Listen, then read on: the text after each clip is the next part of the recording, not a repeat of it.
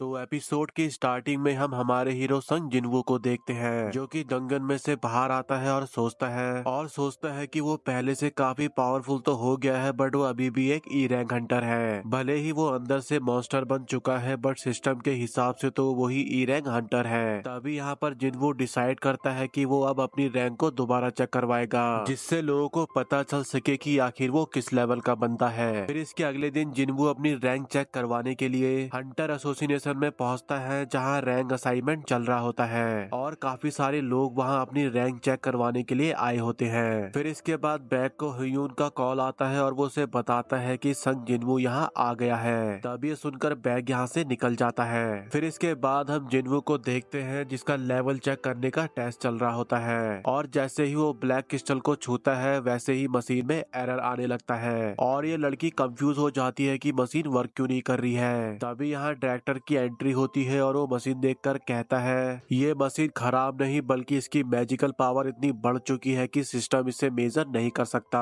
ये बंदा संग जिनवू ऑफिशियली साउथ कोरिया का 10वां एस रैंक हंटर है। फिर इसके बाद हम बाहर चोई को देखते हैं जो बोलता है रेड गेट हादसे में नॉन मेंबर बंदा जो बॉस को हराकर बाहर निकला था वो कौन था। जिनचुल कहता है मैं वहाँ गया जरूर था पर मुझे पता नहीं चला कि वो कौन था। तभी ये लोग अंदर जो लेवल चेक करवाने आए होते हैं उनका शोर सुनते हैं और ये शोर शराबा किस लिए हो रहा है उसे देखने के लिए अंदर जाते हैं। फिर इसके बाद जब ये लोग अंदर जाते हैं तो ये देखते हैं कि सभी लोग जिनवू का लेवल देखकर शॉक होते हैं और उसी की बात कर रहे होते हैं। तभी इतना देखते ही सभी लोगों का ध्यान चोई और जिनचुल की तरफ जाता है और वो लोग उन्हें देखकर चौंक जाते हैं। तभी हम जिनवू को देखते हैं जो चोई को देखकर पहचान जाता है कि वो कौन है। तभी चोई भी जिनवू का ऑरा देखकर समझ जाता है कि वो कितना स्ट्रांग है और इतना देखते ही वो उससे बात करने की सोचता है पर जिनवू उसे बिजी हो कहकर इग्नोर करके यहाँ से चला जाता है जिसे देखकर चोई और बाकी सभी लोग उसे देखते ही रह जाते हैं। तभी जिनवू के जाने के बाद यहाँ बैग आता है पर उसको आने में यहाँ लेट हो जाती है। तभी यहाँ पर चोई उसको देखकर समझ जाता है कि ये यहाँ भागते हुए जिनवू के लिए ही आया होगा।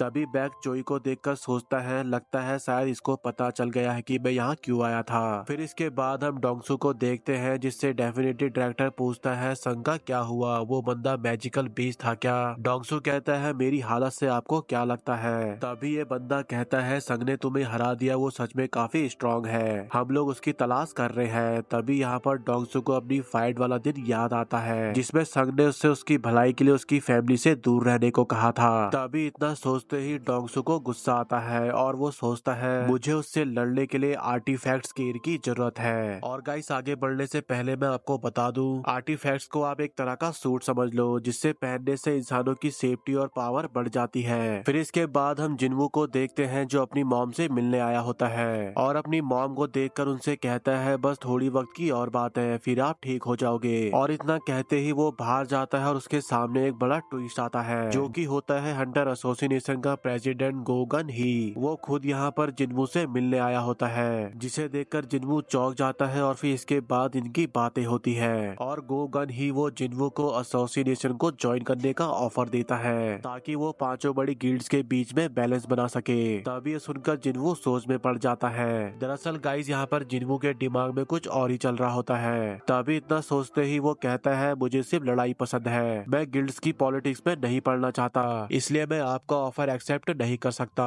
तभी ये सुनकर गोगन ही सोचता है मुझे लगा ये पैसे के पीछे भाग रहा है पर इसको लड़ाई पसंद है, अगर मैं इसकी एज का होता तो मैं भी इसके साथ ही काम करना चाहता। तभी ये सुनकर गोगन ही खुश हो जाता है और उसे ये फीलिंग आज काफी टाइम बाद फील हुई जिनवू से बात करके जिससे उसकी हार्ट बीट तेज हो जाती है। तभी यहाँ पर जिनवू कहता है मेरी बहन घर पर अकेली है तो मुझे अब जाना होगा और इतना कहते ही वो यहाँ से चला जाता है। फिर इसके बाद हम जिनवू को देखते हैं जो आर्टिफैक्ट गेर और उनकी पावरफुल इक्विपमेंट लेने का सोच रहा होता है पर वो सोचता है अगर मैंने हाई रैंक के इक्विपमेंट ले लिए तो लोगों को उस पर शक हो सकता है। तभी वो देखता है कि ये गिल्ड माइनिंग करने के लिए बंदे इकट्ठा कर रही है। फिर इसके बाद गोगन हिंग को पता चलता है कि जिनवू ने माइनिंग टीम को ज्वाइन कर लिया है और वो ये देखकर कहता है आजकल के नौजवान को समझ पाना मुश्किल है, इस उम्र में ये लड़का अपने घर के सारे खर्चे उठा रहा है, ऐसे नौजवान आजकल बहुत कम देखने को मिलते हैं। फिर इसके बाद हम जिनवू को देखते हैं जो माइनिंग टीम में ज्वाइन हो जाता है। दरअसल गाइस यहाँ पर जिनवू किसी और ही वजह से ज्वाइन होता है और वो वजह ये होती है कि उसे यहाँ के ए रैंक D1 को हराना होता है ताकि वो पहले से और भी ताकतवर बन सके।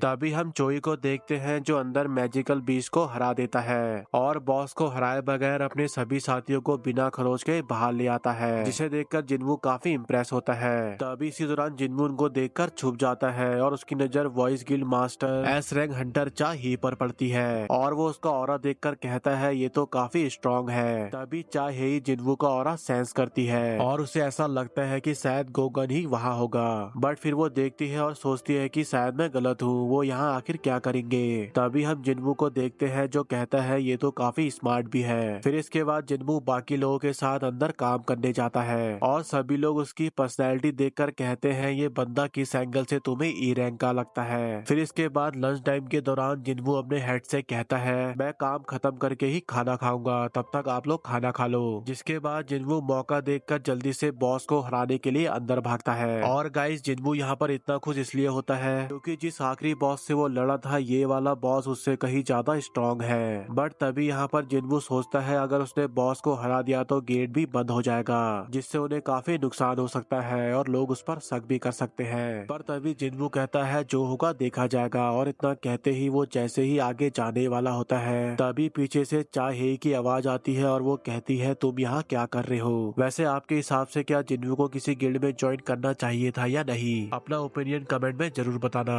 और अगर वीडियो अच्छा लगा तो एक लाइक और अपने दोस्तों के साथ इसे शेयर जरूर करना। और जो लोग चैनल पर नए हैं तो प्लीज चैनल को सब्सक्राइब और मुझे ऐसे ही सपोर्ट करते रहिए। मिलते हैं नेक्स्ट वीडियो में।